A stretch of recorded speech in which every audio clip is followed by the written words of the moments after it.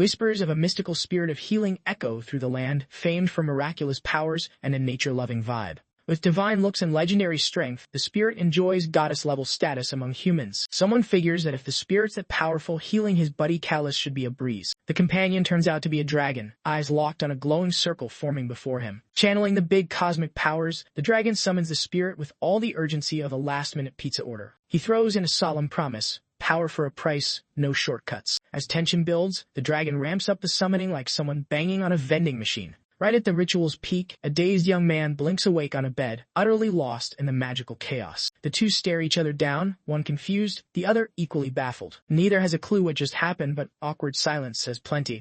The dragon, unimpressed by human packaging, squints at the spirit that looks suspiciously average. Shrugging off appearances, the dragon insists power's what matters and waves for the spirit to get to work. The young man, internally spiraling, suspects he's dead.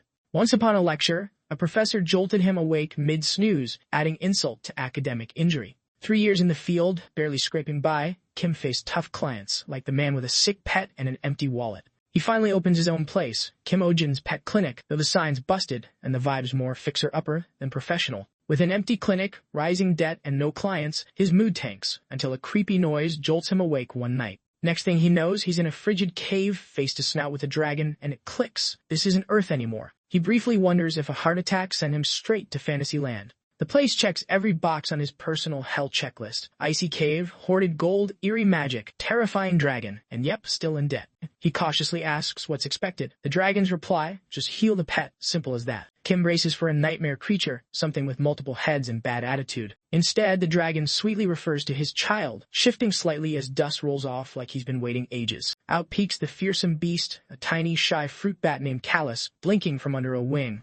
Kim squints at the creature, unsure whether he's hallucinating or if the patient really is just a bat. The dragon, with hopeful eyes, waited for validation on his bat's supposed cuteness. Ohjin, still unnerved, quickly clocked the bat's frailty, clearly not doing well. His instincts kicked in. The vet in him rattled off questions like a rapid-fire checklist. The dragon proudly declared the bat's name, Callus, and mentioned he joined a growing bat-raising trend sweeping through dragon society. Around him, dragons mingled like proud parents at a pet show, swapping bat stories. He casually admitted he picked up the bat on a whim. It looked trendy and just happened to be nearby. Ohjin's patience visibly thinned. He had little tolerance for trend followers treating animals like accessories. Pressing further, Ohjin learned the bat barely touched food, or anything at all. The dragon shrugged, saying he offered only the finest blood, but figured the bat just had picky taste. Ohjin leaned in for a closer look, already piecing together the problem. His annoyance flared, memories of clueless pet owners resurfacing like an itch. With pure intentions, the dragon wondered if it was just a case of gourmet blood gone wrong. Ohjin exploded.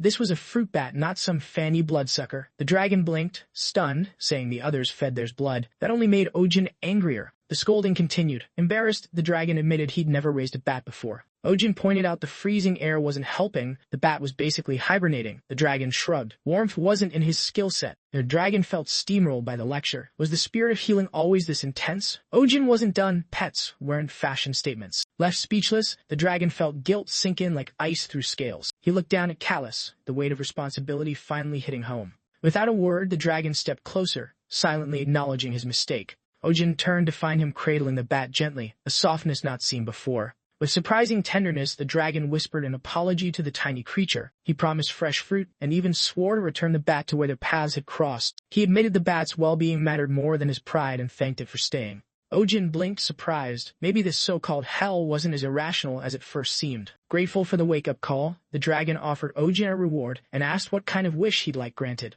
Ohjin shot his shot, something about oil wealth in his next life, but the dragon blinked, utterly lost. Switching gears, Ohjin tossed out another fantasy. Rigged villain's heir this time. The dragon still looked like someone handed him a pop quiz in an alien language. Still scratching his head, Ohjin mentally circled back to the word spirit, wondering what that even meant in this bizarre context. The dragon settled things by handing over a divine gadget, apparently a do-it-all kind of tool. And the catch, it wouldn't work with bad vibes. Thankfully, the dragon was sure Ohjin was on the nice list. One last round of gratitude from the dragon, who seemed genuinely touched. He sent Ohjin off with a hopeful wish for a safe journey. As departure loomed, Ohjin wasn't sure if this was the afterlife or just an extremely vivid fever dream. And then it clicked. This felt exactly like one of those wild fantasy comics he used to binge.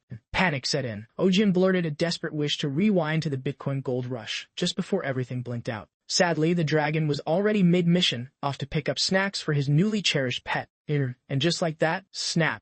Ohjin crash-landed into a place that looked nothing like where he'd been. Face in dirt, he mourned the missed opportunity of a lifetime. Goodbye, Bitcoin billions. The regret spiraled. Beachfront mansions, winning stocks, so many could have beens mocked him. He sighed, realizing his divine reward was a necklace. Great. He squinted at the thing, wondering what good it was if even its maker didn't read the instruction manual. With a scoff, he half-joked that maybe he'd been scammed by a clueless celestial being. A burly guy hauling barrels snapped him out of his brooding with a sharp bark to move it. Ohjin jumped aside like his life depended on it, because it just might have.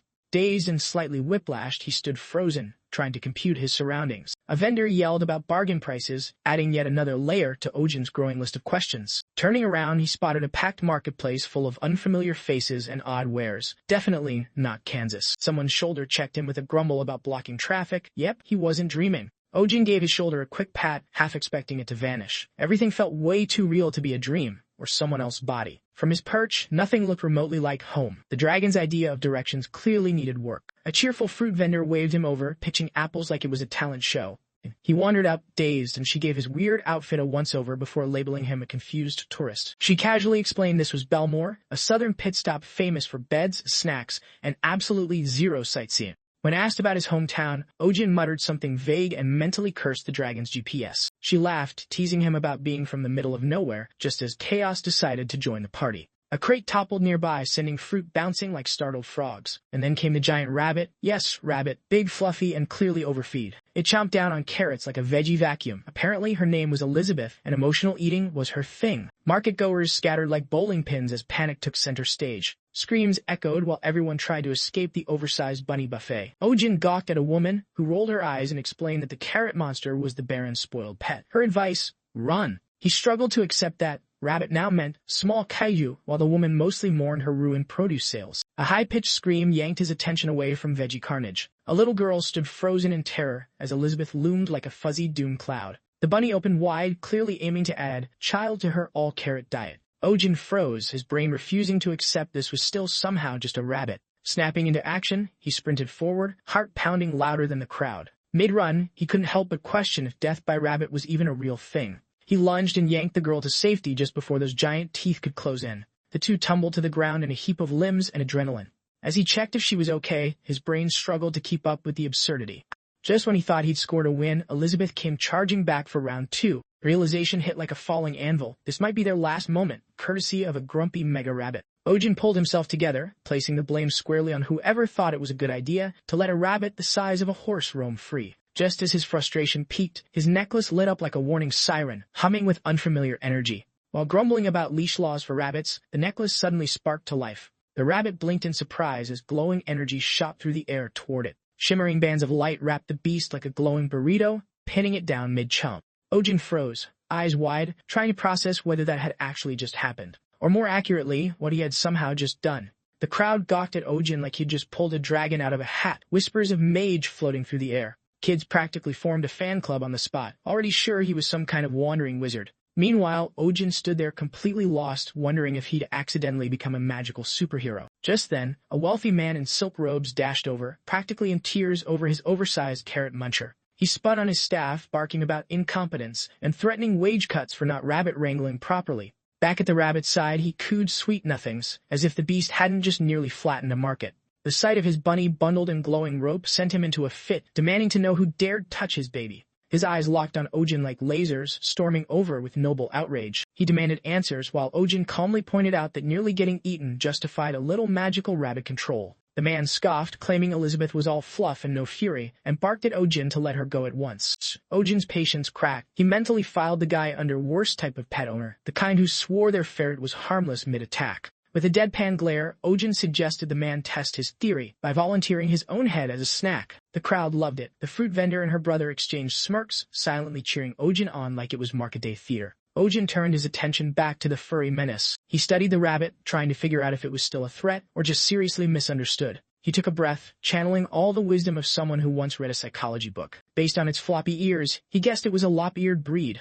not exactly built for bustling bazaars. Ohjin dropped some actual rabbit facts, asking if the thing had been showing stress signs. The man, stunned, admitted it had been yanking out fur like it was going out of style. Ohjin calmly pointed out that fur pulling wasn't fashion, it was stress, and if it kept up, Elizabeth could be hopping toward an early grave. The man paled at the word die, suddenly realizing this wasn't just a fluffy outing gone wrong. Ohjin recommended dialing back the rabbit parades. The man fretted about rabbit cardio, but Ohjin assured him that indoor workouts worked just fine. Then he eyed the bunny's bulk and wondered, what was in her diet, dumbbells? Ohjin nodded, acknowledging the man's love for Elizabeth, but gently reminded him that bunnies weren't exactly emotionally bulletproof. He added that hugs were great, but knowledge and actual care were what really kept long ears healthy. The man blinked, a bit touched, realizing Ohjin might actually be a secret rabbit whisperer. Ohjin waved it off awkwardly, but the man shared how folks teased him for his noble lady hobby. Meeting a fellow rabbit enthusiast felt like destiny. The man guessed Ohjin was in animal care. Ohjin shrugged, kind of in a cross-world veterinary-ish way.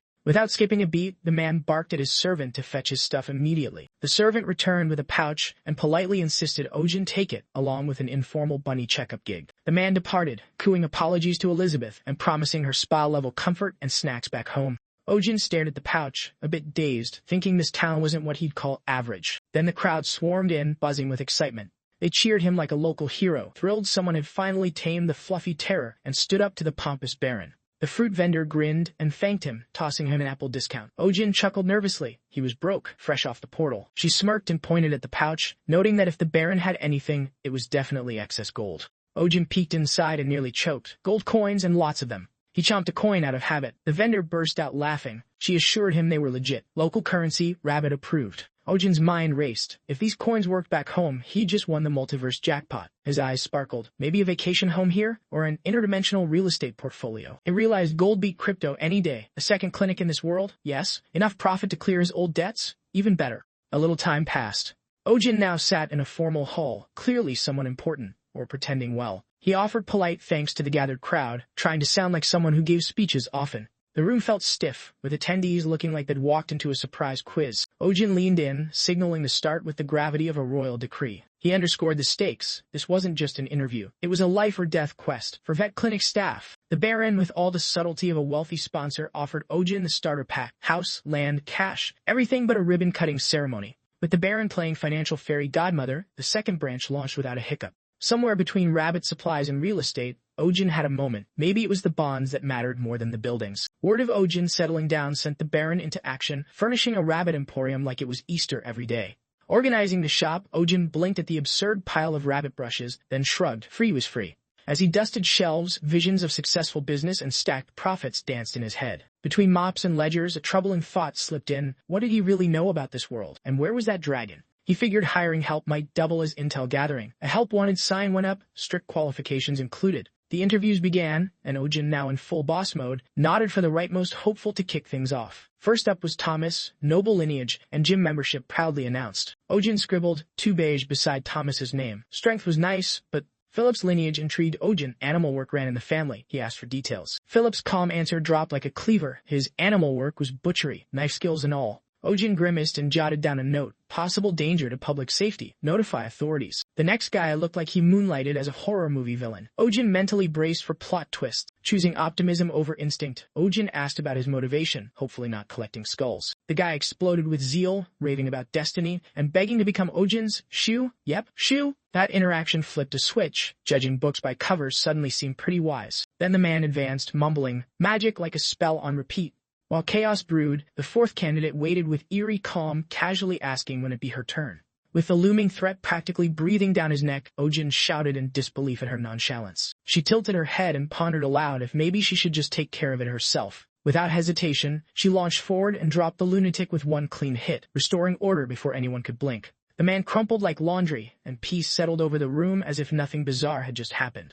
The woman, unfazed by the chaos, coolly introduced herself as Selena, as if this were all routine. And, with practiced ease, she described her nomadic lifestyle and handy vet skills, casually dropping her animal first aid credentials. Impressed beyond doubt, Ohjin mentally stamped her resume with a gold star and welcomed her aboard instantly. The handshake sealed the deal. Selena was now the clinic's newest expert, complete with title and trust. Later that day, he settled into the quiet of his freshly opened clinic. Sunlight poured through the window as he soaked in the feeling of a fresh start. The peaceful mood soured when he realized Selena was nowhere to be found. Not exactly a punctual start. Regret creeping in, he mentally scoped out wall space for another help-wanted sign. A knock interrupted his doubts, and he figured the missing staffer had finally decided to show. Beaming, he opened the door ready to scold and feed until he saw who stood there. A stranger grinned back, casually announcing his empty stomach and debating lunch as if he were invited. The confusion on Ohjin's face said it all. This definitely wasn't on the schedule. Still, Ohjin switched to host mode, deciding to roll with the weirdness. The guest picked tea, settling in like he owned the place. As he poured the tea, a hopeful thought surfaced. This unexpected visitor might just be customer number one. Determined not to repeat old mistakes, he'd already done his homework on what not to do. Flashbacks surface. Clients used to whine about basic pet hygiene like he'd suggested rocket science. Apparently, brushing a pet's teeth was a Herculean task for some. Back then, his sarcasm was less charming vet and more online review fuel. The internet had not been kind, and those reviews still haunted him.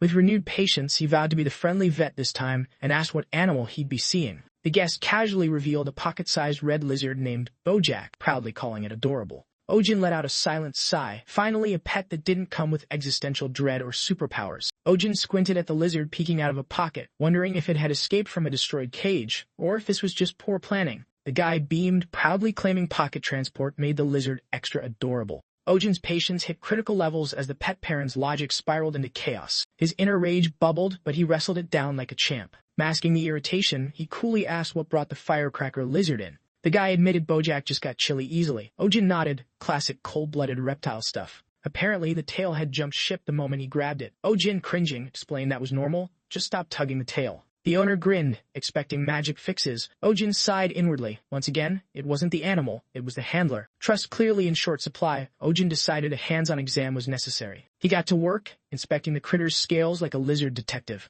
Something about the texture wasn't adding up. Turns out, Bojack had a classic case of diabetes shredding issues. The owner looked like he'd just heard of wizard flu. The guy casually warned that Bojack had some street cred and a temper. Great timing. In a blink, Bojack's eyes lit up like twin furnaces. Ohjin reeled, trying not to drop the flaming lizard grenade. Then came the fireball, straight from Bojack's mouth. Ohjin barely ducked in time. Just when things couldn't get hotter, Selena stormed in like backup cavalry, diving in to block the blaze. She shot him a look that screamed, seriously? Nearly losing her new boss to a salamander wasn't on her day one checklist. Ohjin, meanwhile, had met the wall, painfully, courtesy of airborne fireball physics. Groaning, he figured the fireball might have hurt less than the wall tackle. Still smoldering, he resumed the checkup. First patient, first fire hazard. Touching was off the table. Selena requested a fireproof suit like it was standard gear. The owner, still starry-eyed over Bojack's beauty, explained its mysterious origin. Apparently, Bojack was a mountain rescue case. Instant love story. No caution, just vibes. With a smirk, he teased Selena about being jealous. She shut that down with a frosty glare.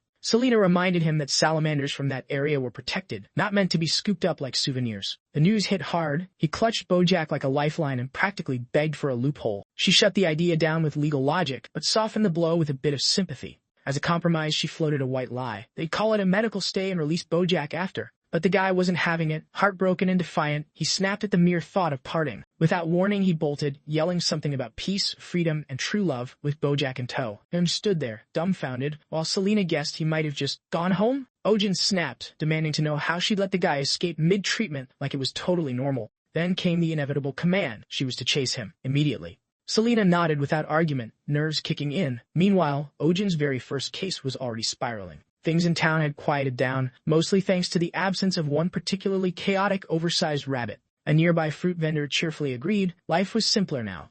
As long as the rabbit stayed occupied with its noble bestie, the peace held. The calm shattered fast. She blinked as a young man tore past, trailed by two shouting adults. Panic all over his face, he clung to Bojack while his pursuers gained ground. Ohjin, breathless and half-dead from running, could barely wheeze out a plea to stop. The vendor just stared, too weirded out to comment. She mumbled something about not wanting to know, deciding ignorance was the safer option. The young man's mind spiraled. Why were they after him, trying to rip away the only creature that understood him? Tears streamed as he clung tighter to Bojack, swearing nothing would tear them apart. Ohjin, gasping and yelling, tried to shout some sense into him. Bojack's skin was a ticking time bomb. Ohjin finally gave in to gravity and stopped. Slumped against a wall, wheezing, he got a cheeky jab from Selena about his cardio. Tone flipping to serious, she asked if the shedding thing was legit. He confirmed between gasps. Bojack was layered like an onion, and those layers had to go. Selena snapped into action. Ohjin wondered why Selena suddenly looked panicked. She explained that when a salamander can't shed, internal fire builds until it becomes dangerous. That fire would eventually cause a serious explosion. Meanwhile, the young man kept running, clutching Bojack with growing terror. Selena warned the blast could cause massive destruction. Ohjin agreed, worried it might devastate the whole neighborhood, not just the owner. Agent's face screamed stress. Finding a salamander fast was the only way to prevent disaster. The young man finally slammed his front door shut, locking out the chaos. A flicker of relief appeared. He thought they were safe at last. Bojack got reassurances and a solemn promise. No one would ever take him away. Caught up in emotion, he decided to celebrate by writing a song, hunting for paper to capture his feelings. Meanwhile, Bojack started glowing weirdly, an ominous sign of impending explosion. The young man, distracted by his music, didn't notice a thing. He sang passionately about love's power, right as Bojack burst into flames, eyes burning bright with fury. Oblivious, the young man smiled and asked if Bojack liked the song. Then, boom! The built-up fire exploded violently from Bojack's body. A giant fireball hurtled at him, knocking him flat on the floor. He writhed in pain, confused and stunned. Waking, he found the room ablaze, panic flooding his mind. He glared at Bojack, desperate to know if the salamander had sparked the fire. Cautiously edging closer, fear heavy in his tone, he questioned Bojack's sudden fury and fiery destruction.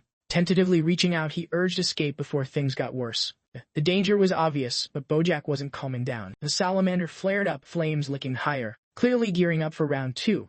Bojack launched another fireball. The young man stood frozen, refusing to believe family could turn foe. Just in time, Ohjin dove in, shielding the young man from the fiery blast. Barehanded, Ohjin wrestled the flaring creature, which fought back fiercely. Alarmed, Ohjin called out, wondering if the salamander's rage meant humans were now targets. Selena confirmed total loss of control. If not stopped fast, more firestorms would follow. Ohjin held the thrashing salamander, bewildered about how to soothe the creature on fire. Flames around Bojack flared higher, turning the scene more dangerous by the second. Suddenly, Ohjin's dragon-given pendant glowed fiercely, pulsing with unexpected magic. To his surprise, a fire extinguisher appeared out of nowhere, summoned by the pendant's power. His jaw dropped, amazed by the magical rescue tool in his hands. Wasting no time, he sprayed the salamander's flames, fighting to regain control. After a few sprays, Bojack shrank into a calm white creature, clearly baffled but peaceful. Holding the extinguisher, Ohjin marveled at how handy that dragon pendant really was. The house's fiery chaos finally started to simmer down. Selena came over, offering calm reassurance and checking if he was okay.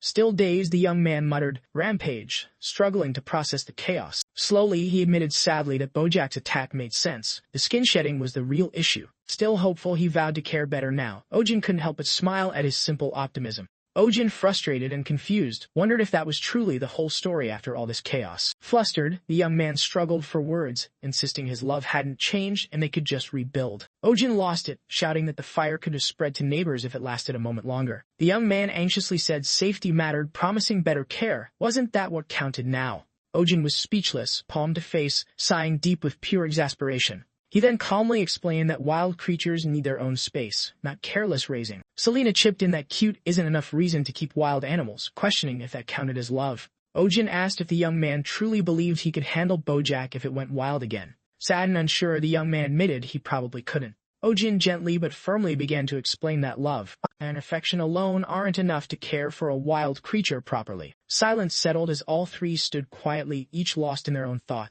Later, Ohjin and Selena returned Bojack to the forest, giving him back his true home.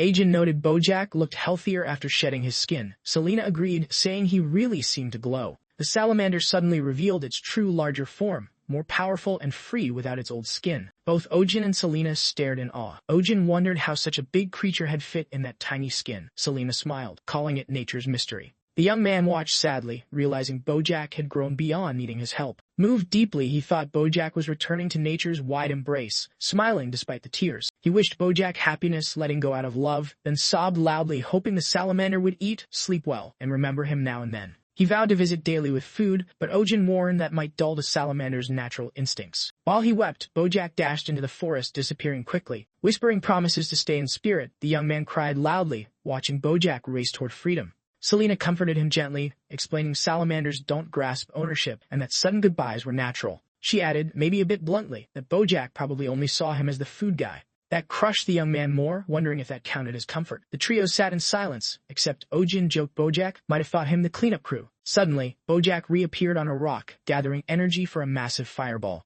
A fiery blast burst forth, stunning everyone as colorful fireworks lit the sky, a dazzling show from Bojack's unique flames. Ohjin and Selena watched, captivated by the unexpected fireworks display. The young man stood amazed and deeply touched by Bojack's fiery farewell. Proudly admiring the spectacle, he smiled wide, calling Bojack incredible, marking the clinic's first patient victory. Later, a crowd gathered in a lively public square by a fountain. Music filled the air, performed by a local entertainer. The young man took the stage as Roy Shaw, singing about Ohjin, the wizard who beat the giant rabbit and had a poet's soul. A children's choir joined, praising Ohjin's loving touch like a mother's. A percussionist jumped in, ramping up the energy and crowd excitement. Some in the crowd made sarcastic comments. Selena, confused, wondered if this singer was really as talented as rumored. Ohjin, puzzled by the odd song, listened as others eagerly asked who the praise wizard really was. Suddenly, Arjun realized the song had made him famous. People were flocking to his clinic because of it. Days later, crowds swarmed Kim Ohjin's clinic, banging on doors and demanding care from the new local hero. Ohjin sat inside, head in hands, crushed by the endless flood of clients. Selena hovered nearby, exhausted but hesitant to quit, admitting the clinic was booming like never before. The busy days kept rolling without a break. The non-stop stream of patients showed no signs of slowing. Burned out and tired, Ohjin's mood darkened, his tiredness showing in a sharper tone with every patient. He smiled wearily, sending clients off with follow-up instructions, secretly doubting he'd survive the week. Selena joked about cashing in while he could. Ohjin groaned about just surviving, signaling her to bring the next case. 2 months in, the viral tune kept the clinic packed, leaving Ohjin both amazed and exhausted. The early struggles faded as the profits thrived, bringing smiles to Ohjin and Selena alike. A fresh visitor arrived, and despite his fatigue, Ohjin greeted him warmly, half joking that this was more like financial healing. Ohjin noticed raising pets here mirrored his world. Casual chats about health filled the streets, comforting in their familiarity. Cats and dogs were cherished here too, but subtle differences in the species added a curious twist to his routine. Those small differences piled onto his fatigue. As he crashed, Selena promised the next patient would be the last for the day. The news was a small relief. The final patient, a shaman, a trendy hunting dog gaining fame as a trini companion. Ohjin frowned on pets as mere fashion statements, wishing trend chasers would vanish for the animal's sake. Selena warned the breed was fiercely protective, claws and teeth capable of slicing through a wild boar's hide like butter. Undeterred by the warnings, Ohjin welcomed the owner with gentle professionalism.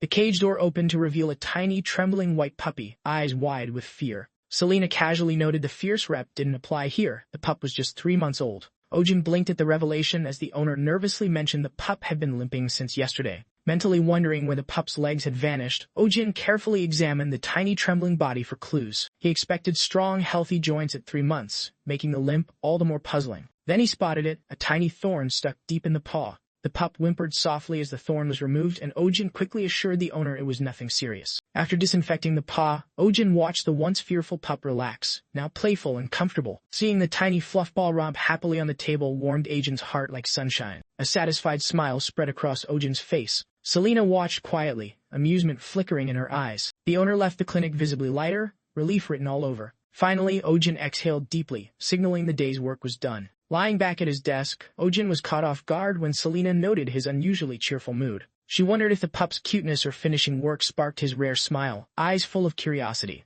Slightly annoyed, Ohjin questioned her concern. Selena coolly said she just liked seeing him happy without money involved, prompting his usual claim she was teasing him. Calmly, Ohjin admitted his cheer came from treating only minor injuries that day. He reflected how the hardest part of his job was witnessing so much animal suffering. Caring deeply only increased the pain, so he once tried detaching emotionally, but it never quite worked. A memory surfaced of a client who abandoned her sick pet during vacation, sparking his deep frustration. Since then, Ohjin had grown stricter with pet owners. As the day closed, he urged Selena to tidy up quickly so they could shut before dark. Suddenly, a strange man appeared, staring eerily through the window and knocking hard on the glass. The man shouted frantically, begging for Ohjin and pleading for urgent help. Startled, Ohjin half-joked about exercising spirits. Selena dryly recommended brute force instead. Without warning, the man crashed through the window, screaming for help. He lunged inside and grabbed Ohjin, then dragged him outside in a chaotic frenzy. Selena stayed behind, stunned, watching the bizarre scene unfold through the glass. Ohjin hit the ground, utterly exhausted. The sudden yank left him drained as the man scrambled to apologize. The man sarcastically mocked Ohjin's fitness, teasing his hill-climbing skills. Ohjin snapped at him to shut up, demanding his identity. The man apologized and introduced himself as Schwinn, the local civil servant overseeing the area. Schwinn dropped to his knees, pleading for Ohjin's help, citing the legendary calm he brought to the Lord's giant rabbit. Desperation thick in his voice, Schwinn begged Ohjin to help capture a stray dog causing trouble. Ohjin, confused by the odd request and backed by Selena, made it clear they weren't rescuers, just a vet who didn't chase strays. Schwinn insisted Ohjin was their last hope. Ohjin's puzzled glance was met with a sorrowful claim. Time had run out. Selena's confusion about time led Schwinn to explain a dog had ruled a mountain area for 2 months. The dog's claimed zone was slated for road construction, but attempts to catch it failed thanks to its lightning speed. Concern crept in as Ohjin wondered about the consequences of failure. Schwinn warned that official forces would step in if the dog wasn't caught soon. Worse yet, if the dog resisted capture, it would be put down, a truth that shocked Ohjin. Schwinn's pleas grew more desperate, urging immediate help.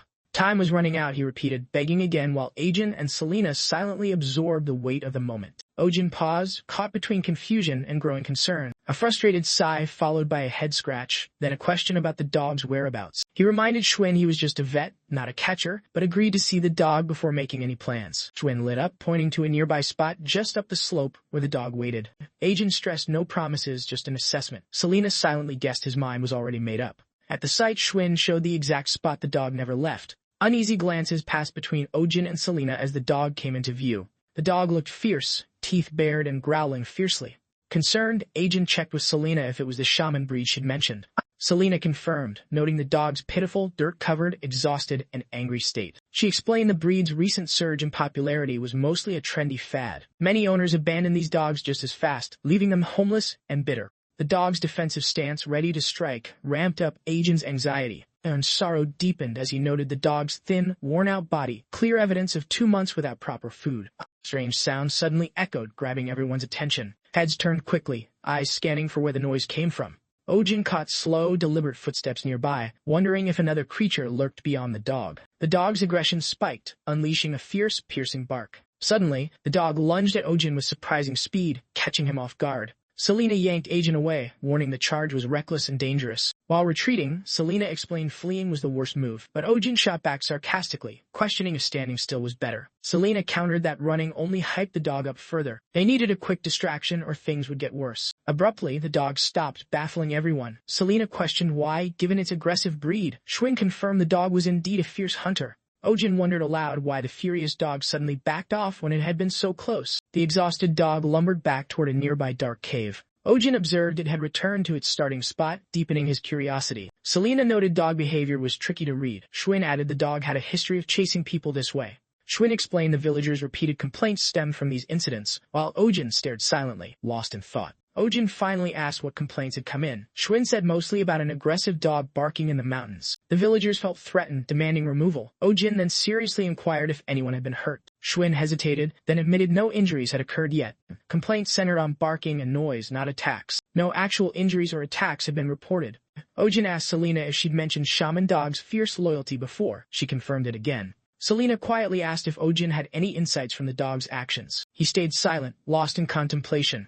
The next day arrived with fresh determination. Ohjin and Selena set out for the village closest to the mountain. Selena wondered why they headed to the village instead of the dog's location. Ohjin said the goal wasn't to catch the dog, but to find who once owned it. Surprised, Selena argued catching the dog would be quicker and suggested a bait trap, guessing hunger might be the lure. Ohjin wasn't convinced food alone would work to lure the dog.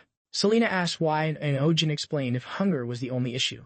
The dog wouldn't look so run down and weak. Calmly, Ohjin said something else mattered more to the dog than food. He guessed the dog valued its former owner's commands more than food, imagining a scene where loyalty once ruled. Maybe the owner had told the dog to stay put, promising to return soon, leaving the dog loyal and hopeful. Ohjin sadly reflected on the owner's promise, while Selena noted she'd met similar folks who abandoned pets with orders to stay.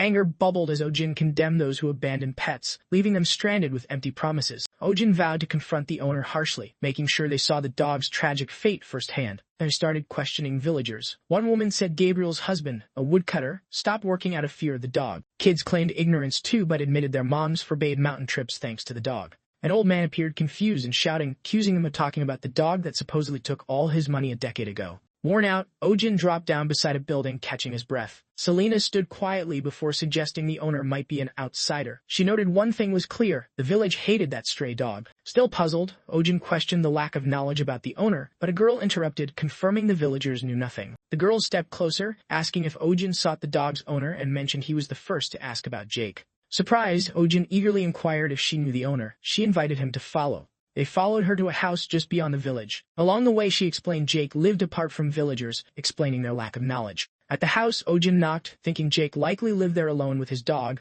isolated from others. No one answered. The girl gently said Jake wasn't home and invited Ohjin to come along elsewhere. Confused, Ohjin followed quietly. They stopped at a nearby grave. Ohjin's breath caught as he realized it was Jake's resting place. The girl shared that Jake died 2 months ago in a landslide, living alone but known for his kind heart. She explained the villagers blamed Jake, but he never abandoned his dog.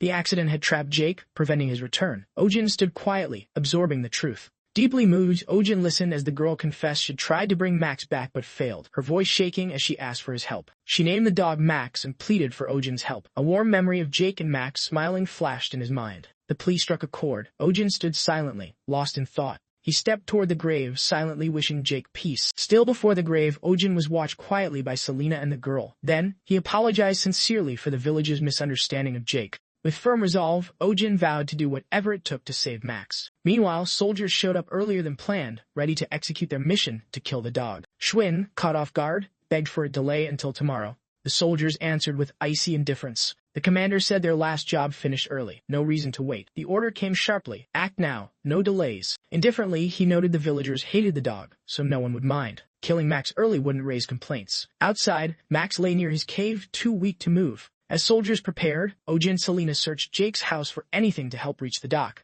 Ohjin noticed a strong herbal scent, guessing Jake might have been an herbal healer. He searched for anything to soothe Max. Selena suggested taking something scented with Jake's presence, grabbing his clothes from the walls. Ohjin spotted a framed photo resting on a table. The photo showed Jake and Max smiling warmly, stirring deep emotions in Ohjin. He stared, pondering how such a caring man could face such tragedy. Selena noted Jake's search for a rare Mundura plant, leaving Ohjin puzzled. She clarified by pointing to a wall-hanging image of the Mundura plant. Ohjin leaned in, curious, recalling a similar plant from a movie. Selena explained its scream when uprooted. She added the plant was rare, prized by herbalists for its immense value and difficulty to find. At that moment, Max rested outside his cave beneath a gloomy, overcast sky. Though a bit improved, Max still panted softly, clearly worn out. The scene flashed back as rain poured suddenly. Jake and Max dashed into a cave, surprised by the sudden heavy downpour. Inside, Jake sat by a small fire, waiting for the rain to ease before moving on. He spotted Max shivering from the chill. He reached into his bag, pulling out a prepared blanket for moments like this. Gently, he wrapped Max in the blanket. Warning Max about catching a cold, he urged him to stay still for a while. Max, however, started squirming playfully. Jake couldn't help but smile and laugh. He teased Max as a cheeky little rascal. Grateful, Jake felt lucky to have found shelter from the storm. Suddenly, Jake noticed something shiny on the cave floor, surprised he hadn't known this cave existed. Moving closer, he was stunned to find a rare Mundura plant.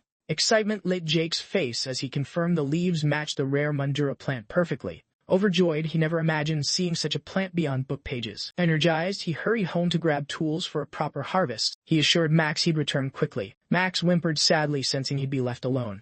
Jake gently reassured Max, promising a quick return, and urged him to wait inside the cave. Smiling cheerfully, Jake stepped out, convinced luck was on his side. Max stayed alone, rain pouring outside, patiently waiting for Jake's return. Jake pushed through the storm toward home, rain intensifying but determination steady. Suddenly, a terrifying rumble shook the ground, freezing Jake in fear. Panic spread across his face as danger became clear.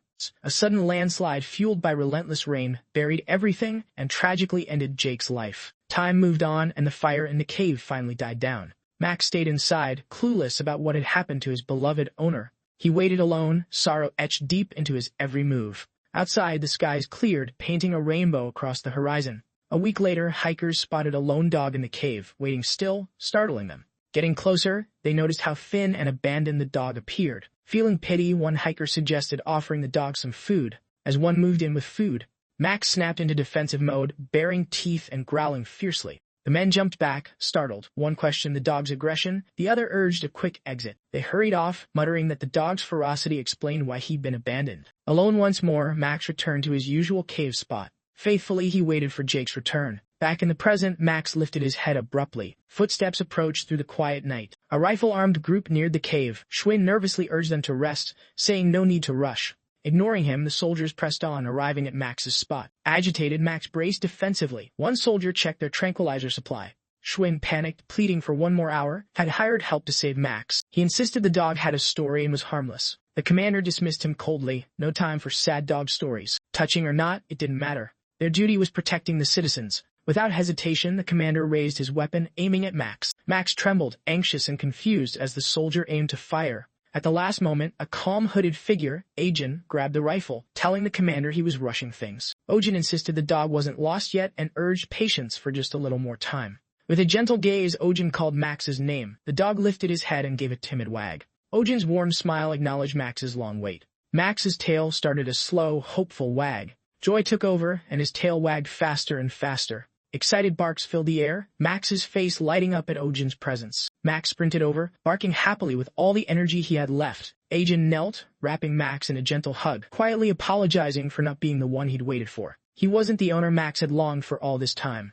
Beneath the late moonlight filtering through the forest, an animal dashed through the shadows, then abruptly halted, breath coming in quick pants. A shadow slipped out from the darkness. Moments later, a scream echoed hauntingly through the trees. The next morning found Ohjin's pet clinic bustling. A worried woman showed up with Ping Pinch Flopper, a jumpy creature famous for its ping. Ohjin noticed it was too plump to budge. She claimed the pet was weak despite 7 daily meals. Ohjin warned that Ping Ping's health was at risk but moved on when she didn't listen. Schwein stepped into the clinic. Ohjin recalled Max's past, leaving the mountain to dwell by his owner's grave, unable to face the loss. The villagers sympathized until Max finally trusted the one who cared for him. Schwein asked Ohjin about a mandrake plant. Selena pointed out the oddity of the mandrake's above-ground root. Mandrakes usually stay buried deep beneath the soil. Jake had found the mandrake before he passed away. The villagers kept it as a tribute to Jake's memory. Schwein shared that as soon as they potted it. The mandrake jumped free and screamed non-stop day and night, refusing to stay put and bouncing around like crazy. It became such a nuisance that folks nearby had to wear earplugs, with some even suffering burst eardrums. Selena noted mandrakes can be picky, and this one clearly hated its new home, turning the village life into a noisy nightmare. Schwein begged Ohjin to take the mandrake off his hands, but Ohjin flat-out refused. Ohjin insisted he treated animals, not plants. Schwein argued it screamed like a living thing, but Ohjin shot back it wasn't exactly an animal either. Frustrated, Schwein declared it a demon. Ohjin suggested taking it to the church, the experts for that kind of trouble. Suddenly, the mandrake began to stir awake. Panic hit, and Schwein and Selena bolted, leaving Ohjin stuck with the noisy mandrake. Selena returned later, carefully removing the glass jar that had trapped the mandrake. She mentioned it was a rare, precious herb, with roots powerful enough to save someone from death's door. Ohjin, still annoyed, wondered what good it was if no one could control it. Selena warned the mandrake was waking again. She urged him to cover his ears fast before his eardrums popped. The mandrake's eyes opened and it started to rise, ready to scream, then suddenly paused. Instead of yelling, it stared at Ohjin, curious and calm. It seemed to like him, leaving Ohjin frozen in surprised silence. Selena watched closely, a knowing smile creeping in. She gestured for Ohjin to pull out his necklace. Once out, the mandrake began dancing joyfully, spinning circles and clearly thrilled by the charm. Selena suggested Ohjin raise the mandrake in his room for now. Ohjin grumbled he'd never cared for a plant before and had no clue how to handle it. That night, with Ohjin fast asleep, a sudden knock echoed through the quiet clinic. Ohjin stirred groggily, roused from sleep. He muttered about the extra charge for late-night visits. The worried woman revealed her pet's deep claw wound. Ohjin's careful inspection showed the injury was worse than he thought, leaving him momentarily unsure. Selena suggested mandrake leaves for clotting. Ohjin immediately sent her off to fetch one. She hesitated, noticing the mandrake's unhappy glare. Refusing, she insisted Ohjin ask the mandrake directly. Ohjin approached the plant and gently requested a leaf. To everyone's surprise, the mandrake eagerly handed over a leaf. Ohjin applied the leaf, and the bleeding stopped instantly. The owner was ecstatic, thanking him non-stop, while Ohjin reminded her about follow-up care. With a sigh, Ohjin finally returned to bed. Peace lasted only 30 minutes before another knock disrupted the night. This time, a new pet bore the same claw injury. Ohjin frowned, suspecting a pattern, definitely the work of the same creature. He observed the wounds went fatal but precise, almost like playful taunts. The attacker wasn't after food, but toyed with victims like a twisted game. Selena and the owner were clueless, while Ohjin described it as almost monstrous. Suddenly, the woman's daughter confidently claimed to know the culprit. She named Baron Doyle's pet wolf as the guilty party. Baron Doyle and his wolf prowled the forest, toying with helpless animals for fun, untouchable due to his noble status. Ohjin's frustration grew with every wounded pet, anger simmering at the noble's cruelty. Despite his fury, Ohjin focused on healing the pet before him, setting anger aside for the moment. The week brought no relief. Night after night, desperate villagers showed up at Ohjin's door with injured pets in tow. Claw wounds, scared pets, and sleepless nights dragged on. Even Ohjin, a champion of sleep, hit his limit, tired and fed up. A change stirred inside him. Driven by frustration and the villagers' pleas, Ohjin stepped up to lead a protest. What began small snowballed into a full-on revolution, crowds rallying outside Baron Doyle's mansion, demanding justice with signs and chants. Ohjin stood at the front, tall and determined, embodying their collective frustration. Baron Doyle's guards appeared at the gates, tension thick as the crowd braced for a showdown. Yet, the guards approached Ohjin directly, bowed respectfully, surprising everyone with their manner. They announced orders to escort Ohjin inside. Confused but curious, he complied. Inside the grand halls, Ohjin met Baron Doyle beside his majestic wolf, now injured, bearing the same claw wounds it once inflicted. Doyle appeared genuinely distressed, humbling himself and pleading for help, promising anything if Ohjin could save his cherished wolf. Stunned by this twist, Ohjin was momentarily speechless. Meanwhile, village whispers grew about a strange, dangerous magical creature lurking in the western forest. The beast wasn't just magical, it was a giant, terrifying monster. After attacking animals, it turned on people, sparking fear so strong some villagers considered fleeing.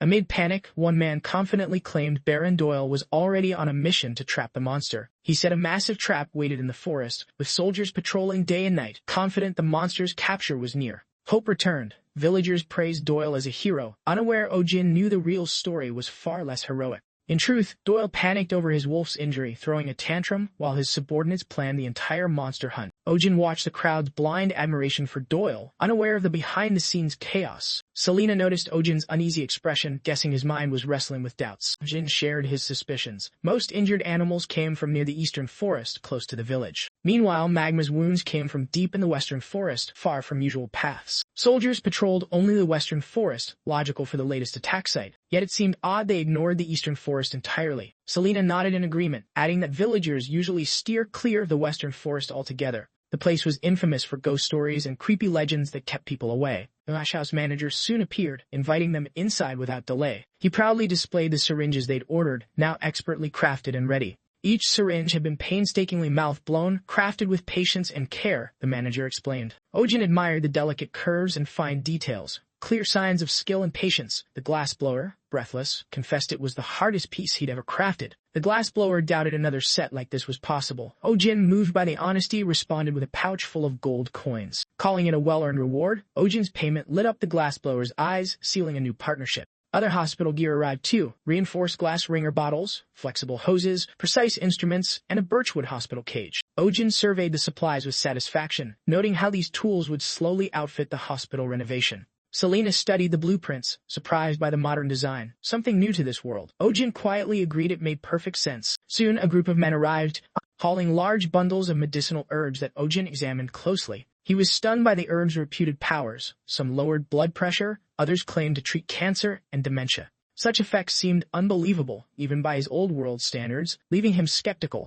Experience aside, the herbs' promised power felt almost too good to be true. Suddenly, a woman rushed over, announcing the monster had been caught. Nightfall saw Ohjin and the others heading toward the forest, where the beast was said to be trapped. Approaching, a deep, thunderous growl rolled through the air. To Ohjin, it sounded uncannily like a dragon's roar. The guards quickly realized something was wrong. The trap lay in ruins. Whatever had been caught had escaped. Trained hounds caught the scent and dashed off in hot pursuit. Everyone's surprise peaked when the monster turned out to be a scruffy street cat. Baron Doyle, with all seriousness, insisted this was the dreaded monster. He claimed even his pet wolf Magma feared the cat. Ohjin knew the real story behind that fear. Magma was the real bully, while the cat, always weaker, fought back out of self-defense, not menace. Still, soldiers tossed a net over the cat, chaining it up like a dangerous beast. A ridiculous overreaction for a street cat. Things worsened when Baron Doyle demanded the cat be dragged into the village and publicly executed. Ohjin was stunned by the cruelty. This wasn't safety, it was abuse. His anger flared. Animal abusers topped his list of despised folks. Acting fast, Ohjin stepped in, shouting for them to stop. He pointed to a mark on the cat's head, claiming it was a cursed symbol of a powerful demon. The mark, he said, was Coronas, the sign of a terrifying global plague. Ohjin went full medieval, wielding fear and superstition to halt the abuse before it escalated. The crowd froze, stunned by the mention of the great demon's mark. Corona, the great pandemic itself. He explained the plague's origin. A rat demon servant spread it first, then a cat devoured the rats and absorbed their magic. This made the cat an even deadlier carrier, one now roaming their land. If the disease spread, half the population would vanish. Shock rippled through Baron Doyle and the villagers, though many dismissed it as a wild tale. Yet Baron Doyle turned to Ohjin, quietly asking if it was real. Ohjin confirmed it really happened back where he came from. He added that defeating the demon meant the entire world waged war on the plague. Baron Doyle questioned if the cat was truly a demon's servant. Ohjin confirmed the cat's youth made it controllable and mentioned his homeland had crafted a cure. They could do the same here. He glanced at Selena with a hopeful wink, hoping she'd back his plan. Selena agreed, confident they could use the cat's blood plus herbs to brew a cure. Still, Ohjin quietly doubted the plan's success. Meanwhile, a villager insisted Ohjin's story was nonsense. Baron Doyle gave Ohjin 1 week to heal the cat and bring it to the castle, after which, public execution was set. Back at the clinic, Ohjin thanked Alina, impressed by her acting skills. He'd underestimated her pretending abilities. Selena, however, calmly insisted she believed in a real cure using the creature and mandrake root. One mandrake wouldn't cut it. They'd need hundreds ground up for a potent remedy. Selena then raised the big question: why was Ohjin so eager to save the cat? The creature was calm now under sedation, but waking up might unleash something too wild to control. Ohjin explained he didn't believe the cat was the one injuring the village animals. He'd kept detailed notes. Every attacked animal had similar wounds, consistent in size and shape. But Garona's wounds were totally different. Claw shape, wound depth, and injury severity pointed to an entirely different beast. Selena caught on. Magma, the large village beast, was the real culprit. The cat only defended itself against Magma. Ohjin agreed something fishy was going on. He suspected Baron Doyle had been covering for Magma, revealing the grand hunt wasn't to stop Plague, but a distraction to catch the cat instead. Selena figured that's why Doyle wanted the cat captured, not killed, and why he so easily bought Ohjin's shaky story. The danger was planned long ago. Ohjin still felt uneasy. The cat's scar looked too odd, too deliberate to be random. Old injuries near the cat's legs hinted at a rough past. Ohjin wanted to uncover its story. Selena's view of Ohjin shifted. Once seen as a greedy vet, he now seemed more complex. His deep care for the cat and fierce determination surprised her. Suddenly, Ohjin wasn't just about profit anymore. Maybe not greedy, just a little crazy, she mused. The next day, eerie noises echoed from Ohjin's clinic, stirring curiosity. Loud, frightening screams sent chills through the village. Villagers whispered Ohjin was battling a demon or purifying the evil causing the plague. The rumor grew. Ohjin wasn't just a healer, but a powerful wizard from another realm. Just like that, superstition spread, proof of how medieval minds could be easily swayed. Meanwhile, inside, Ohjin wrestled simply to feed the wild cat. The creature's temper flared. Sharp claws flew at anyone daring close. Trust was clearly missing from their tense dance. Selena noticed the cat looked smaller than just days before. Ohjin agreed. The cat wasn't just thinner, it seemed to be shrinking, losing its magical energy, or mana, as Selena guessed. While Selena pondered the cat's state, Ohjin fretted. The creature hadn't eaten for 3 days. Starvation fueled aggression, which drained energy, creating a vicious cycle of hunger and rage. Ohjin sighed, wishing for that legendary demonic treat snack known to charm magical beasts. Suddenly, a sharp chest pain struck, and his hand found the glowing necklace he wore. The necklace burst into a bright glow, catching him off guard. From the light, the demonic snack appeared, just as he'd imagined. The snack unfolded as if sensing the cat's hunger. Like magic, it slid right into the cat's mouth. Perfect timing couldn't be planned better. The moment the cat tasted it, everything changed. Wild eyes softened, claws sheathed, and calm replaced rage. The cat finally looked peaceful. Selena narrowed her eyes, fixating on the creature before her. Her gaze locked on a mysterious M-shaped mark. The mark sat right on its forehead, unusual and distinct. Suddenly, a spark of understanding flickered in her mind.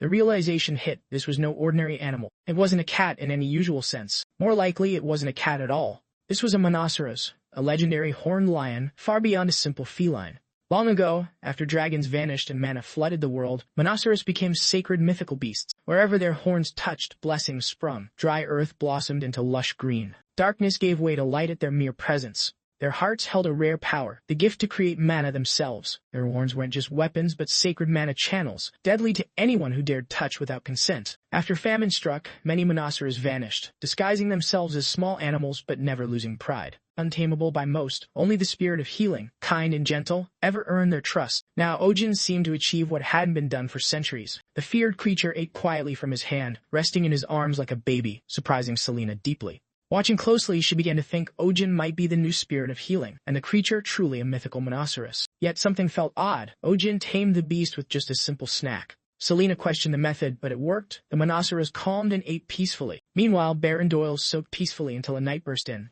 reporting the cat ate from Ohjin's hand. The knight added it was now cradled, like an infant. Doyle was stunned. This was unheard of. The knight mentioned the soldiers' rising unease. Rumors swirled of the devil's lion and a plague's return, if this was truly a Monoceros. Despite weakening, Monoceros remained untamable and proud, their massive power making them a risky presence among humans. If their mana turns toxic, a Monoceros could explode, unleashing destructive energy capable of toppling entire nations with plague or raw magic. Baron Doyle absorbed the news, his mind racing. He'd never known a Monoceros to eat human food before. Something felt off. Perhaps Ohjin held secrets the world didn't yet know. Meanwhile, a calm woman managed the clinic's daily tasks. She summoned the next patient, dubbed the guardian of the pink fairies, and led them inside smoothly. She mentioned the child's weight would be checked inside, keeping everything orderly, just how Ohjin liked it. Since Selena arrived, chaos crept in. Her rude service and constant clashes unsettled the clinic. Her knack for stirring trouble added to the disorder. She'd taken surprise half-day breaks, recently vanishing without a word. A brief, sloppy note was all she left behind. Eugene read the note, frustration boiling. Her behavior seemed grounds for firing to keep the clinic afloat. He called on Pio, a trusted neighbor, to cover for a few days. Pio proved a natural, friendly with clients and easygoing. Her love for animals and self-reliance made her stand out. She worked hard without hand-holding, restoring peace and order long missing. Ohjin watched her and started thinking about offering a permanent role. As the day went on, something felt off. Though busy, the clinic was oddly silent. Usually, it buzzed with barking, growling, and meowing, but now, nothing. An unnatural calm had settled. The silence felt strange to Ohjin. Soon enough, the next patient arrived. A familiar figure entered, carrying Ping Ping, once barely 500 grams. Ping Ping had ballooned to a whopping 10 kilograms, leaving Ohjin staring in disbelief at the surprising growth. The creature's size defied belief, looking less like a hamster and more like a miniature panda. The owner insisted it was a flopper, reminding Ohjin that hamster wasn't the local term for these creatures. Around here, hamsters were called floppers. The owner looked to Ohjin, hoping for some nod of understanding. Before Ohjin could answer, Pio jumped in smoothly, explaining his otherworldly origins. She noted his strange words and unique skills, impressing the owner and Ohjin alike. Ohjin silently thanked Pio for bridging the gap. Pio's presence brought trust, not just order. Ohjin finally offered her a full-time spot. Grateful, she accepted, eyes shining with excitement. Returning focus to the flopper, they found it healthy, showing no signs of sickness. Its fur was a rare, striking shade. Despite the name, Ohjin was sure it was a hamster, just an unusually huge one, likely touched by some kind of magic. Just as he pondered, the clinic's calm shattered. The cat sprang into action. The cat, once quietly watching, suddenly grew restless. Without a warning, it lunged at Ping Ping. Ping Ping didn't run or fight back. Instead, it split into 3 smaller copies of itself. Ohjin's mind spun, struggling to process what he'd just seen. Science and logic fell short. He felt shaken, utterly unable to explain the impossible. Meanwhile, the owner was thrilled, not worried in the slightest. He hurried to scoop up the 3 floppers, grinning ear to ear. His joy at the surprise transformation was unmistakable. The trio bounced wildly, toppling gear and spooking pets and patients. Chaos exploded as everyone froze in disbelief. Right at the chaos peak, someone swooped in to catch all 3 creatures. It was Medrit Selena. She calmly declared they weren't floppers but blokes, then asked the owner about their origins with steady authority. Still catching his breath, the owner said the pet was a gift from his father, origin unknown. Troubled, he wondered if it might be a disguised demon. Selena promised to investigate. She carefully caged the now subdued blokes in one she'd clearly readied. Selena reassured the owner the creatures wouldn't be dissected, easing his fears. Ohjin added that the clinic avoided any cruel or shady treatments, calming the owner further. After things settled, Selena shared the real story with Ohjin. She revealed these creatures weren't natural. They were the product of magical experiments by a certain eccentric mage. Though the mage's methods were odd and goals eccentric, he wasn't purely evil. His creations weren't always hostile, but the trouble they bring couldn't be ignored. Selena admitted she believed blues extinct, never expecting to spot one again, especially in such a quiet clinic. She casually mentioned it had been a century since her last encounter, leaving Ohjin stunned and silently calculating her age. Before he could dwell more, the cat nearby grew restless, pacing and low growls stirring. Suddenly, a firm knock echoed at the clinic door. Outside stood Baron Doyle, his presence heavy and formal. Merged with above, the Baron demanded the magical beast. Ohjin's worry spiked. Plans to hide or free the creature had stalled. Feeding troubles had pushed back any escape plan. Attempting a greeting, Ohjin's mind flickered to Selena's sudden disappearance. Offering tea was met with a cold refusal. The Baron only wanted the beast. Ohjin insisted the treatment wasn't done. The Baron's men accused Ohjin of lying, noting the clinic's normal operations meant treatment was over. Ohjin claimed complications arose during the spirit's exorcism, creating a strange bond between himself and the beast, plus a cat named Sunja, making them inseparable. The men were unconvinced. Ohjin knew stalling was over, time for a straight-up confrontation. Ohjin challenged the Baron about a black cat locked in his dungeon, one identical to Sunja.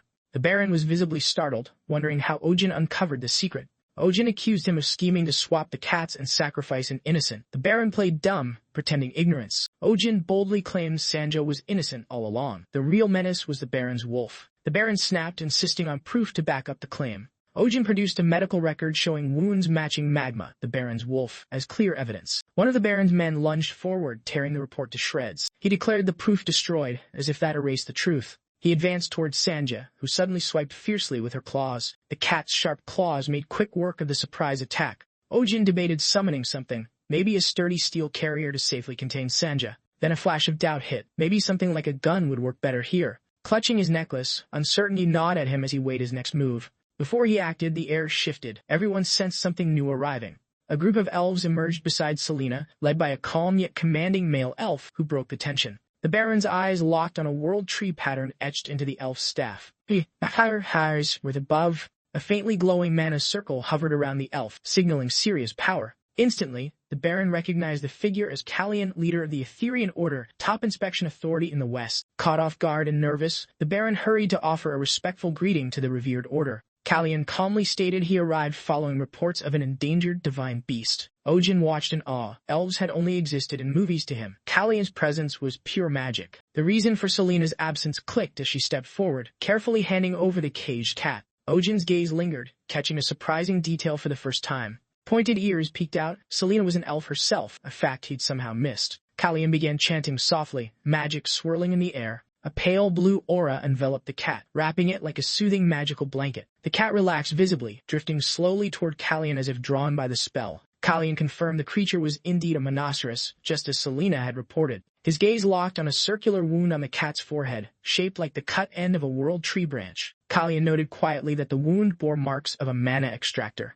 The sacred creature's magic had been stolen. Suddenly, Kallian's calm shifted to fierce intensity, his expression sharpening like steel. Without raising his voice, Kallian fixed Baron Doyle with a stare that made the Baron freeze in fear. Panic flared as the Baron denied all involvement, desperation clear in his posture. Kallian rejected the denial, his aura thickening as he pressed for the truth. The pressure cracked their resolve. Baron Doyle and his men fled, abandoning excuses. Ohjin's eyes widened. He hadn't expected animal protectors to wield more power than the nobles themselves. Kallian studied the resting monoceros thoughtfully, remarking that few weapons could sever a divine beast's horn, and the truth would surface soon enough. He thanked Ohjin quietly, acknowledging that without his efforts, this precious creature might have been lost. Kallian declared the monoceros would be taken under the Etherean Order's care. Ohjin blinked, momentarily surprised. Soon Ohjin accepted the decision. It made sense to protect such a rare being in safe hands. Suddenly, the monoceros stirred inside the protective magical barrier, breaking the calm. Its eyes snapped open, but instead of approaching the elves, it pressed against the barrier, desperate to break free.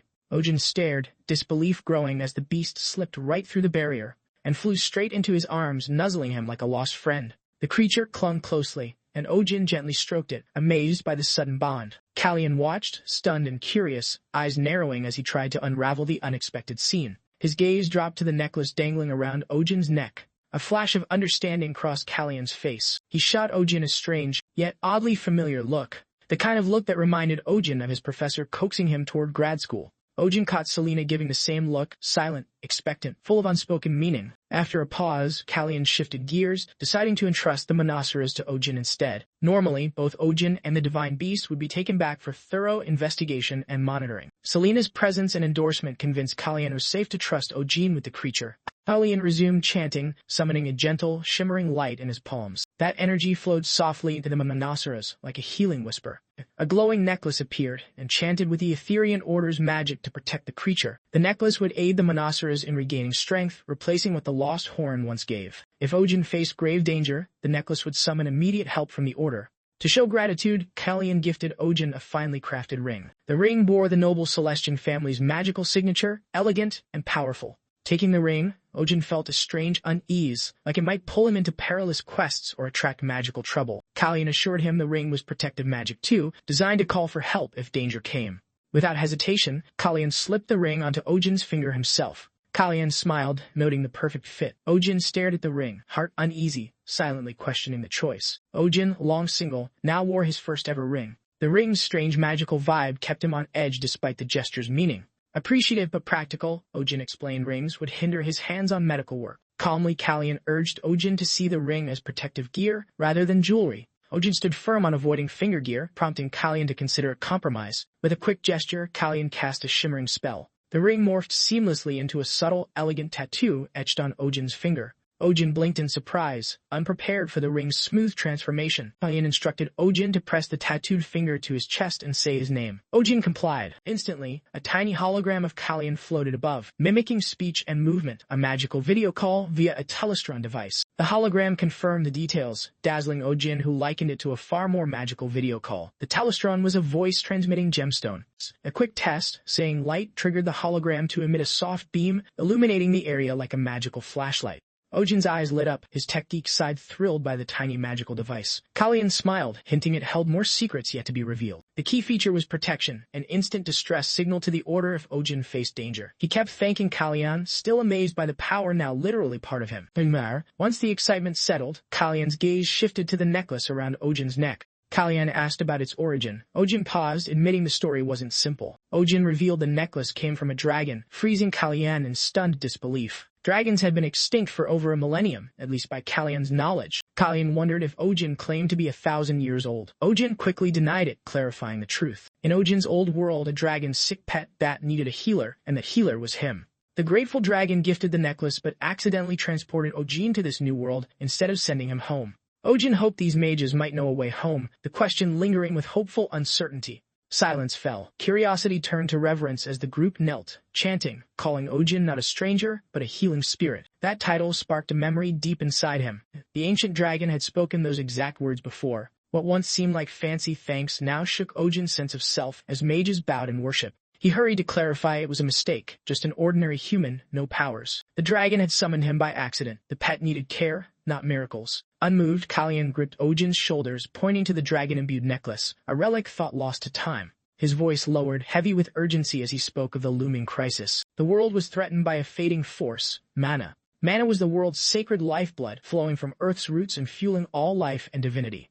Power and holiness grew with mana's presence, but the world's supply was rapidly dwindling. The decline started with the dragon's disappearance, soon followed by divine beasts. The world tree, source of mana's flow, began to wither, speeding the life force's drain. Without intervention, future generations might never see the light of day. In response, leaders formed the Ethereum Order, an alliance to study and solve the crisis. Despite all efforts, research, magic, and sacrifice, the decline showed no signs of stopping. A legend lingered. When the end neared, a healer marked by dragonkind would rise to restore the land. That healer stood right there, Ohjin. He kept insisting it was all a mix-up, a case of mistaken identity. Kalyan and his crew tuned him out. Instead, they bowed again, this time with solemn resolve, pledging the Celestian family and Etherean Order to protect their healing spirit. Their certainty made denial pointless. A hollow weight settled in Ohjin's chest. What felt like a one-off trip now chained him to prophecy and legend. He suspected the dragon's summons wasn't a slip-up but a calculated move, and that sting of betrayal gnawed at him. Later, Ohjin retreated to his workbench, trying to anchor himself in normal life again. A new client showed up holding a flying fish, 42 years old, no less. After a quick check, Ohjin noted the fish's grounded state was likely age catching up. 50 was their lifespan, and this one was well past prime. The client, a woman named Selena, looked worried, hoping for a way to slow aging or get the fish flying again, even just for a while. Ohjin shook his head gently, explaining aging was natural and final, sometimes care meant acceptance. Selena hesitated, then shared her father's health had declined since last year. Flying fish were his passion. He raised many, but as his illness worsened, one by one the fish grew weak, losing their flying spark. Now only one remained, Lumi. His favorite, she said. He'd given it to her mother as a proposal gift. Ohjin nearly laughed. Who proposes with a flying fish? Selena insisted it was true. Decades ago, glowing flying fish were so stunning. Couples once proposed beneath swarms shimmering like stars in the night sky. They symbolized hope, love, and dreams. Selena's smile faded, recalling her mother's passing, followed by her father's decline. Now he sat mostly alone, caring for his treasured fish. Recently he'd said if Lumi can't fly, neither can he. Ohjin's face darkened at the thought. The weight of her father's words hit Selena hard. She grasped at hope, thinking a new flying fish could fix things. Ohjin shot down the idea fast. Lumi wasn't just a pet, but a living memory of love. No replacement could match that. She begged for a way to make Lumi fly again, hoping to revive a fragment of her father's fading spirit. Ohjin felt trapped. Lumi was healthy but aged, with no sickness or injury to fix. The client kept pleading, refusing to accept aging as the final answer. Ohjin explained gently that Lumi's condition was natural aging, though he admitted emotional bonds sometimes influence pet health. Sadly, those effects often did more harm than good. Suddenly, Kalyan and his group showed up at the clinic. Their excitement caught Ohjin off guard, making him blink in surprise. Abruptly, he jolted awake, realizing it had all been a dream. He pondered the strange dream's meaning, unable to shake it off. Next morning, Ohjin showed up at the clinic, eyes heavy and exhaustion clear on his face. His assistant noticed his worn-out look and admitted she too had a rough night, both visibly drained. She guessed Ohjin's sleepless night was all about the flying fish troubles. She added how sad it was that aging seemed to be the cause, when it might really be mana depletion. She remembered tales adults shared during her childhood. Flying fish once glowed, but stopped as mana in the air faded. If it kept disappearing, their flying days might vanish too. Ohjin wondered if this was like pollution, an ecosystem slowly unraveling around them. The strange dream of Kalyan and the group now seemed far more significant. Selena jumped in, pointing out it wasn't just the flying fish. Increasingly, animals were falling ill, often blamed on unknown causes or old age. Selena believed mana loss was the real culprit, citing the Monoceros as key evidence. Ohjin recalled the Monoceros was once a majestic lion, now a cute cat-like creature. He wondered what its true lion form looked like. Suddenly inspired, Ohjin asked his assistant about the guardian's illness. She described the illness as one that weakens bones, making them prone to fractures. Ohjin glanced at Selena, curious about the usual medicine for such bone troubles. Selena listed bloomroot for healing, bloodroot for pain relief, and other herbs for support. Ohjin wondered about side effects. Selena warned bloodroot might cause fatigue and nerve numbness over time. A spark lit Ohjin's face as he asked if anything could neutralize those side effects. Selena said yes, but that cure would also cancel the original medicine's benefits. Eager, Ohjin jumped up, ready to learn how to make that tricky remedy. Calmly, Selena pointed behind her. There lay the answer. Ohjin spotted the plant he needed, mandrake. He approached the mandrake, aiming to grab some leaves for the cure. Mr. Howden mandrake wasn't having it. It suddenly let out a loud, wailing cry. The piercing wail made Ohjin and his assistant clutch their ears, nearly bursting their eardrums. When the mandrake finally quieted down, Ohjin, annoyed, grumbled about the ear-splitting scream and questioned its volume. His assistant softened him, suggesting the mandrake felt ignored, noting Ohjin was friendlier to the clinic cat than plants. Ohjin admitted his awkwardness around plants caused the distance. She urged him to name the mandrake, catching Ohjin so off guard he just stood there. The mandrake wailed again, clearly offended by its lack of a name. Frustrated, Ohjin sighed, muttering about the absurdity of caring for a plant's feelings. After a pause, he named it Kim Mandel, instantly shifting the mandrake's mood. Thrilled by its new identity, the mandrake gladly surrendered 2 leaves. His assistant smiled, noting that despite himself, plants and animals clearly cared for Ohjin. Just as calm returned, Selena surprised Ohjin by asking to borrow his necklace briefly. After a brief pause, he reluctantly handed over the necklace. Selena wore the necklace and cautiously reached out to pet both Sunja and Mandel. Unexpectedly, both animals recoiled, defensive and wary. Selena realized their wariness wasn't just because of the necklace's dragon power. She wondered if the necklace only worked for Ohjin, prompting her to ask how he activated it. Ohjin described a chest-tightening focus that releases the necklace's power naturally. Selena quietly suspected the necklace's power might be tied to Ohjin's heart and his emotions. Ohjin added that touching the necklace seemed to attract animals and plants like he was handing out treats. Soon after, Ohjin was spotted feeding Sanja. Selena suspected Ohjin was sharing more than food, maybe his mana too, and worried about the toll on him. Meanwhile, Ohjin's assistant announced the crushed mandrake leaves were ready. Together, they carefully squeezed the liquid into a tube for the medicine. While working, Selena kept quietly watching Ohjin. Noticing his movements and creatures' responses, she wondered if he was more than a healer, maybe the spirit of healing itself. Inside a large, elegant mansion, Luriel quietly entered her father's room carrying his daily medicine. Panic swept her face. Her father lay on the floor, with their flying fish Lumi nearby. She hurried to him, concern evident, silently questioning why he tried to stand despite his weakness. He explained, helping Lumi look out the window. Luriel, shaken, gently scolded him for not asking for help. Fragile bones made any misstep potentially serious. He brushed off concerns, resigned, saying his time was short. His words stung. Luriel's frustration and fear flared as she urged hope, but he wearied, saying life's end isn't only illness. He believed true death begins when hope fades entirely. Just then, Ohjin entered calmly, ready with a different view. He insisted death often comes not from illness or lost hope, but bad info, wrong medicine, or poor care. Luriel blinked in surprise at Ohjin's sudden arrival, while her father eyed him curiously, clearly wondering who this visitor was. Ohjin wasted no time, revealing Lumi's flight troubles weren't from aging, as everyone had believed. The culprit was actually side effects from the medication her father had been taking.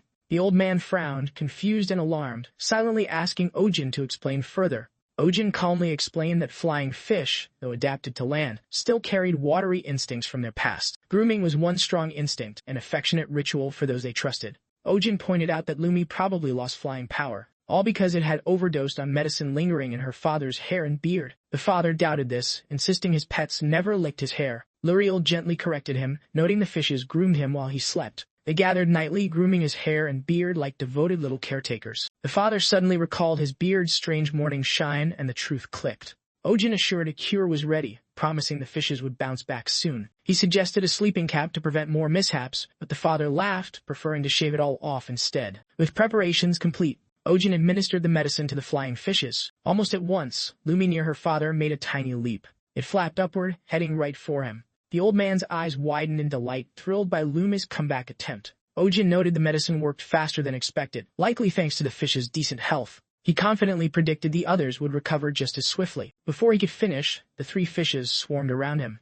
They nibbled at him gently, almost playfully, as if thankful, then took off into the air.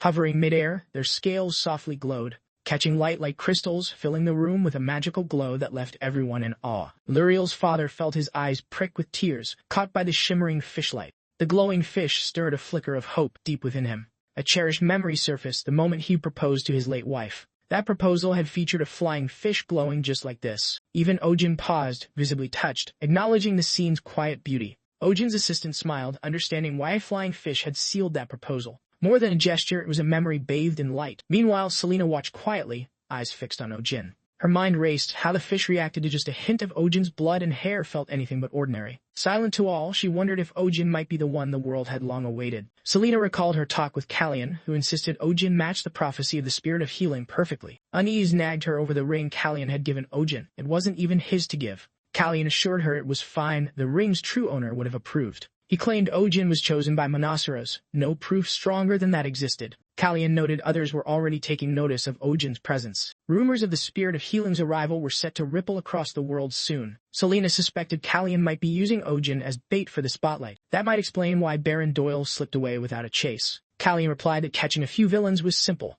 What truly mattered was uncovering the bigger truth, patiently waiting to surface. He promised to keep Ohjin safe, hoping to ease Selena's worries. Kallian acknowledged Selena's original purpose, but called it a strange coincidence that the spirit of healing appeared before her here. Selena recalled seeing Ohjin at the village center, standing out immediately. He just defeated a giant rabbit, but it was his necklace that truly caught her eye, prompting her to watch him closer. She noted Ohjin's uniqueness, but remained skeptical about him being the spirit of healing. Kallian urged patience, suggesting more would be revealed as she kept watching. He reminded her the prophecy meant more than just saving the world. This is the end of the video. Thank you for watching. Before you go, don't forget to subscribe and smash that like button until explosion. See you on the next video.